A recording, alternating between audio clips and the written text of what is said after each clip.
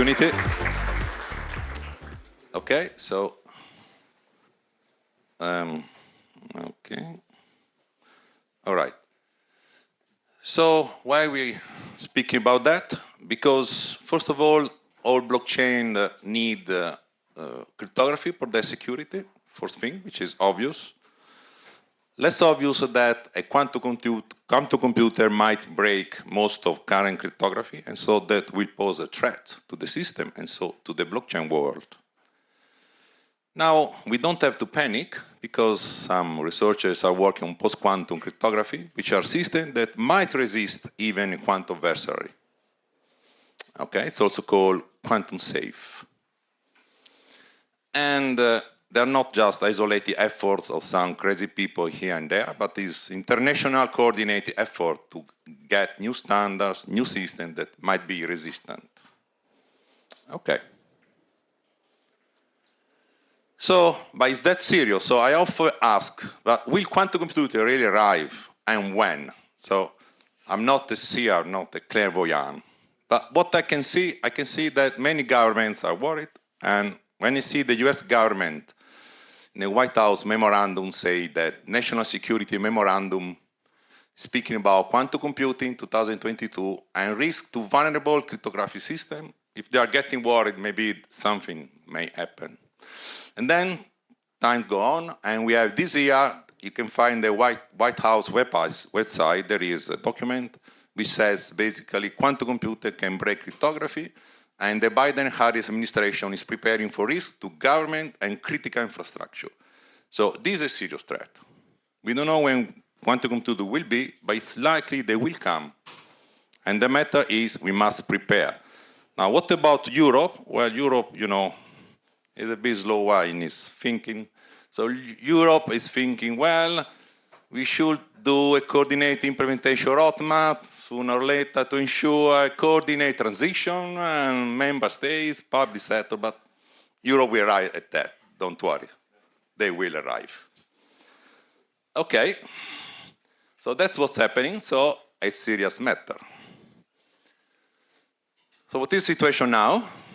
They just recently published the NIST, National Institute of Standard Technology, has released the first standards. So we have August 13th, so just a month ago. We have 3 new documents, FIPS 203, 204, and 205, when there are 3 new algorithms, Crystal Dilithium, Crystal Kyber, and Sphinx. But then I will come back to that later on. There are some problems with this system that I will explain a bit later on, and NIST announced a new additional, there is a really new international effort to provide additional candidates. So we are not really happy with just these 3, we want more. Okay. So what's the matter here? One thing that you have to understand is that these post-quantum cryptographic algorithms, generally speaking, require significantly heavier computation or longer signatures, and something that was mentioned also by yesterday. This is true, but then this might be due to something that we can't do anything about that. So if the algorithm must resist quantum computer, it has to be slower. Maybe, or it's just us that we are not able to find yet efficient system. So that's a push for research. Second thing, which doesn't happen with traditional cryptography, is that they differ widely according to the mathematical properties.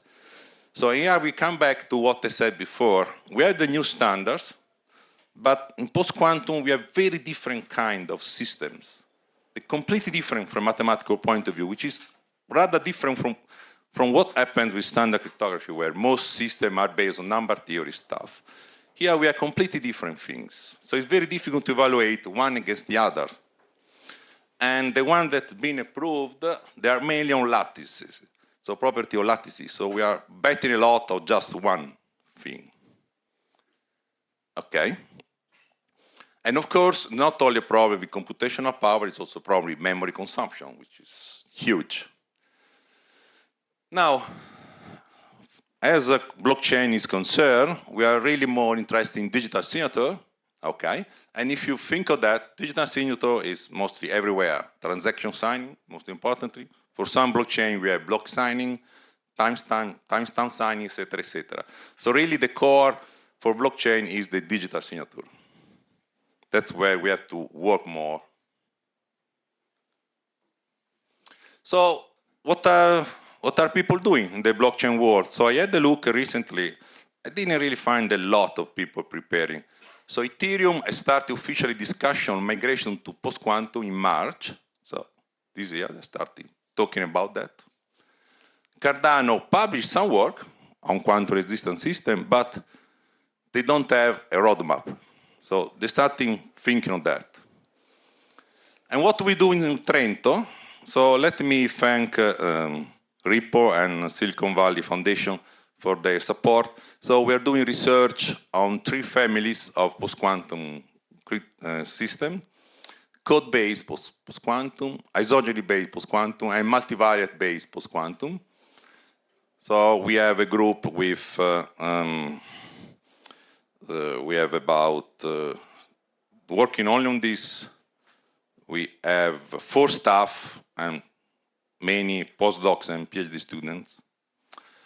So we are working on that. Personally, let me say, I don't do much. I just supervise the group, and I just work on some fundamental question on complexity theory, but they do 99% of the thing. So, and apart from post-quantum signatures, we also work on advanced signatures that are also useful for blockchain. We work on threshold signatures and ring signatures, group signatures, some of them also post-quantum, but not so easy to do that. Not easy at all. Okay, in particular with Ripple, we have 2 projects. So post-quantum cryptography, we are writing a survey of promising post-quantum digital signature that might be used in a public ledger. So first, a survey everything which might be used, and also with Murat, which is here somewhere, okay.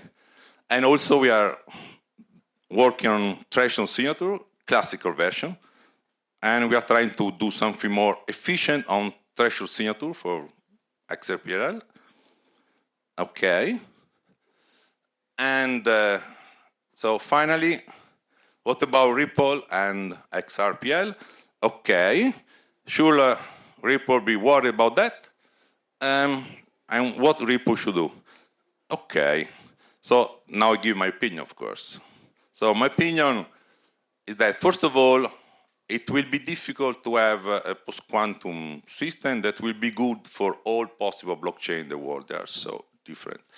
But in my opinion, we should identify what is suitable for one blockchain. And so you have blockchain where computation happens on side chains, blockchain where computation happens inside the main chain. There are so many different things.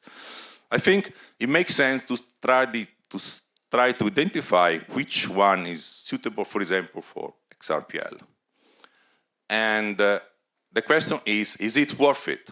Should we do that? Okay. As I mentioned, the quantum threat is not imminent. We won't have quantum computer tomorrow, but I think it's real. I don't think the US government is invested that, changing all the infrastructure just for the fun of it.